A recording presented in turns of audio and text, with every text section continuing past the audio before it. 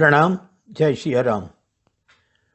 पूज्य बापू के अमृत वर्ष के उपलक्ष्य में पिछली शिवरात्रि बापू के प्रागट्य दिन से हमने एक वीडियो श्रेणी बापू की जीवनी, बापू की जबानी यहाँ पे पेश की है। बापू का जन्मदिन आ रही शिवरात्रि को मार्च महीने में हो रहा है। उसी दिन बापू 75 वर्ष पूर्ण करेंगे। हमने ऐसा सोचा था कि ये श्रेणी को हम एक साल बराबर चलाते रहेंगे, लेकिन हमारे भावकों के प्रतिभाव बहुत ही उत्साहवर्धक है। ऐसा सुझाव है कि क्यों न बापू को 75 वर्ष हो रहे हैं तो आप 75 एपिसोड तक ये श्रेणी को आगे बढ़ाएं। हमें बहुत आनंद है, गौरव है कि पूज्य बापू के जीवन के बारे में ज्ञात होने के लिए सब कोई बहुत ही जिज्ञासावश है। ये विस्मय को पूर्ण करने के लिए हम ये आनंद से कह रहे हैं कि ये श्रेणी 75 एपिसोड तक चलती रहेगी। इसका मतलब ये हुआ कि ये श्रेणी बापू के आ रहे शिवरात्रि पर के जन्मदिन से भी आगे चलती रहेगी और जब 75वां एपिसोड होगा तब उसका समापन किया जाएगा। हमें बहुत ही आनंद है कि कई अभिभावकों की ओर से हमें बहुत अच्छे से प्रतिभाव मिल रहे हैं। हम समझते हैं कि पूज्य बापू के अनुग्रह से हो रहा ये कार्य हमें आध्यात्मिकता के मार्ग पर चलने की शक्ति दे रहा है। हम सब प्रार्थना करें, अमृत वर्ष प्रिय हो। प्रणाम। जय सिया राम। हरि पर अमथु हेत, हरि पर अमथु हेत।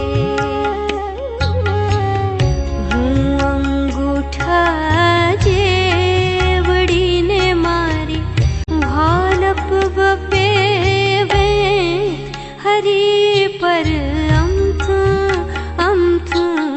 हेत, हरि पर अमथु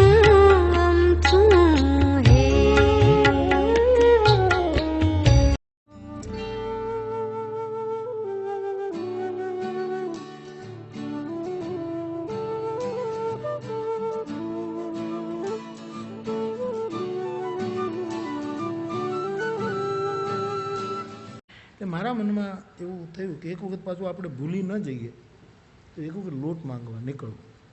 એટલે અમારા ગામમાં હવે કોઈ બ્રાહ્મણ દેવતા લોટ માંગતા નથી અને અમારા સાધુ સમાજમાં કોઈ હવે લોટે જતું નથી, બરાબર। એક અતીત ગોસાઈ અમારા ત્રિલિંગ મહાદેવના પૂજારી મઠના એમાંથી એક ભાઈ નીકળે, એ રોજ નીકળે। સાધુ બ્રાહ્મણ લોટે નીકળે તો લગભગ સવારે નીકળે અને ગોસાઈ નીકળે એ સાંજે નીકળે લોટ માંગવા, એવું મોટે ભાગે એ નિયમ। હવે એ ઘણી વખત હું સવારમાં દર્શને જાઉં તો ત્યાં હોય ને હું એને કહું કે આ તમારા તાંબડીમાં ભેગું થાય એમાંથી 2 રોટલા કરીને મને સાંજે આપી જાજો ને, તો હું આ ગંગાજળ આપું ને પછી એ મને લઈ આવે। એટલે તે દિવસે બહુ માણસો નહોતા ને હું દર્શન કરીને આવ્યો। એ પોતે ઊભા હતા કે બાપુ જય છે આમ। મેં કીધું બાપુ શરૂ કર્યું કે નહીં? હજી તો નીકળ્યો છું 2 મુઠ્ઠી લોટ નાખીને આમ। મેં ચારે બાજુ કોઈ ફૂટા પાડતા નહીં, મેં ના પાડી બધાને, મારે લોટે નીકળવું અને મેં તાંબડી લીધી છે। એકવાર આ બજારમાં નીકળ્યો હતો,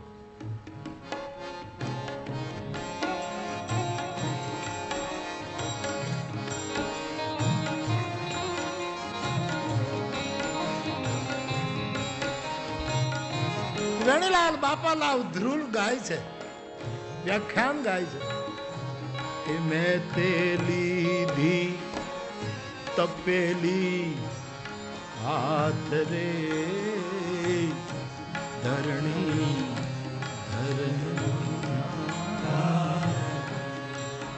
મુખ ગોવિંદ ગોવિંદ ગોપાલ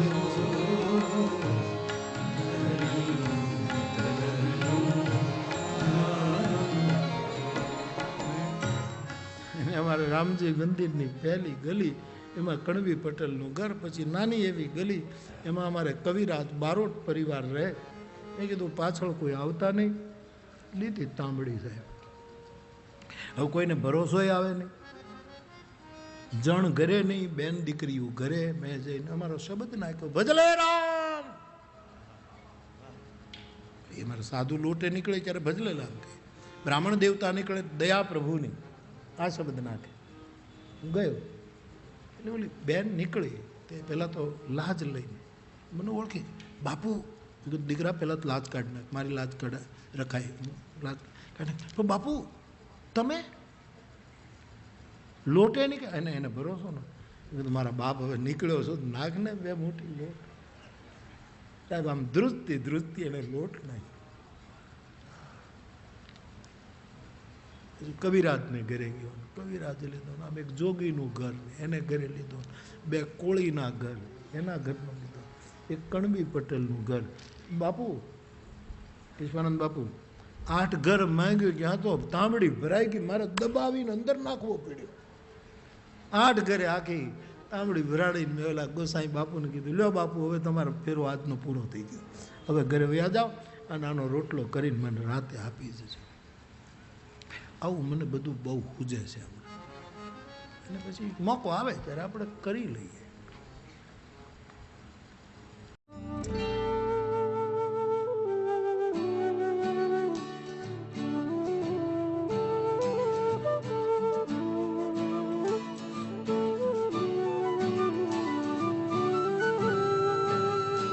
અને ગોધરાઈભાઈ કહું, પહેલો વહેલો મને માસ્તરમાં નોકરીમાં લીધો એ પણ એક નાગર હતો.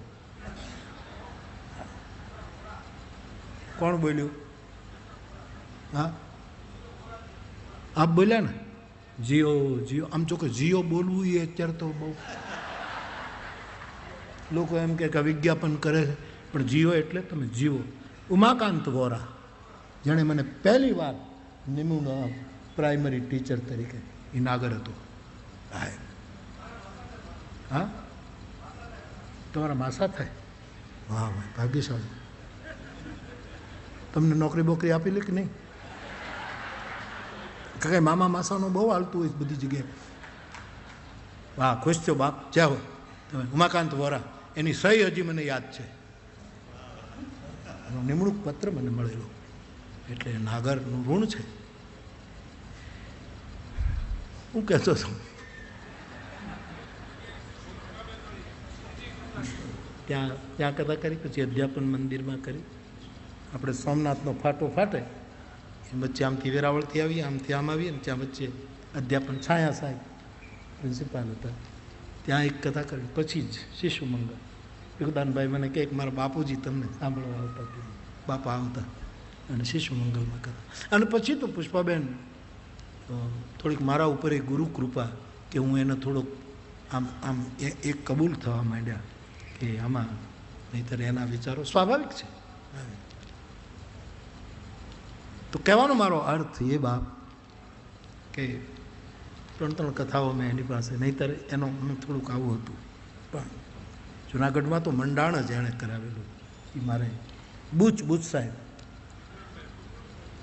બુચ વિક્રમભાઈ બુચ, આ બધા આયોજકો હતા. એ બધા મને યાદ છે. આ બધા વિષ્ણુ સહસ્ત્ર નામ છે મારા માટે. આ બધાને યાદ કરીને સાંભળી મને બહુ ગમે. તો બાપ આખું જગત બ્રહ્મમય લાગે.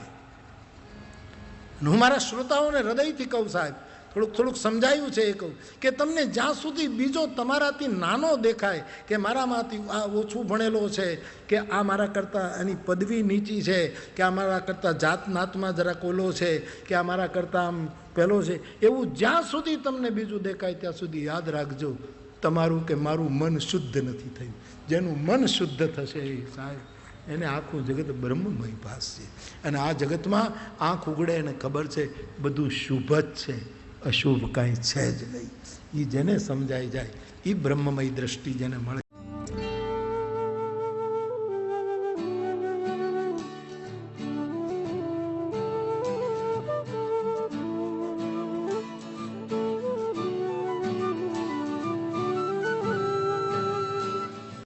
નાગરોના ઘરમાં હિંડોળા શું કામ છે?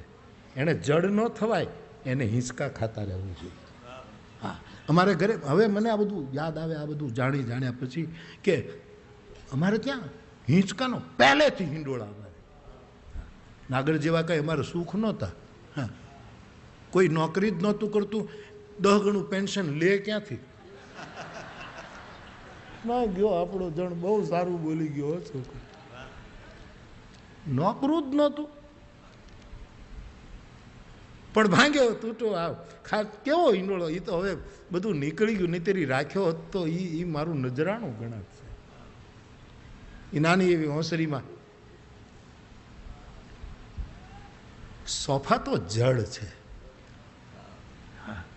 આ નાગરો હિંચકા ઉપર બેસે છે, એનો અર્થ એમ છે કે અમે આગળ પણ જઈએ, પાછળ જઈએ, અમે સંશોધન કરનારું અમે છીએ. અમે આમ જડ નથી થઈ શકતા, અમે જડ નહીં. અમને એમ લાગે કે પાછળ જવા જેવું છે તો પાછળ જઈએ. એમ લાગે કે આ બાજુ ઓટ છે પણ આ બાજુ ભરતી છે, આ બાજુ ભરતી છે તો આ બાજુ સાગરનું લક્ષણ છે. એ નાગર છે, આ હિંડોળા. અને મારું તો તમે જો સ્વભાવમાં બધું ઉતર્યું છે ને, જે હોય મારો નાદ. હું ખાઉં હિંડોળા ઉપર, હિંચકા ઉપર જ મારું ખાવાનું. ભદ્રાયુભાઈ, મને નીચા તો કથામાં થોડોક હું શિષ્ટ થઈ જાઉં છું, સભ્ય થઈ જાઉં છું. એટલે વળી નીચે બેસીને તોય કાંઈ ઠેકાણું ન હોય મારું.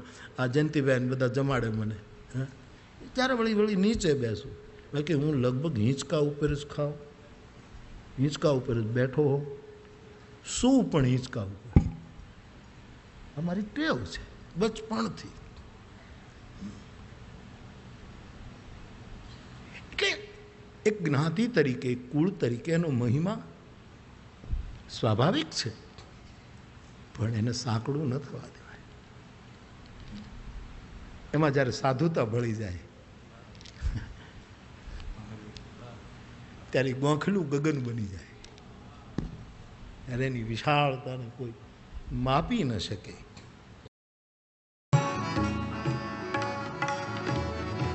મોહે લાગી લત ગુરુ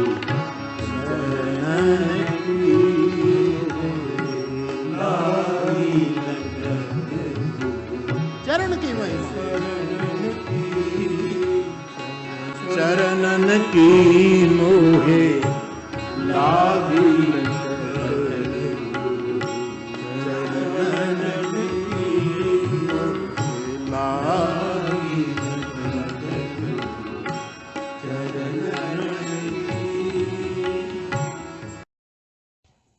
प्रणाम। पूज्य बापू के अमृत वर्ष के उपलक्ष्य में बापू की जीवनी, बापू की ज़बानी, ये वीडियो श्रेणी हम प्रस्तुत कर रहे हैं। यह कार्य पूज्य बापू के अनुग्रह से और चित्रकूट धाम ट्रस्ट तलगाजरड़ा और संगीतनी दुनिया महुआ के सौजन्य से संपन्न हो रहा है। हम पूज्य बापू को सादर प्रणाम करते हैं और दोनों संस्थाओं को अनुग्रहित होके वंदन करते हैं। प्रणाम। जय सिया राम।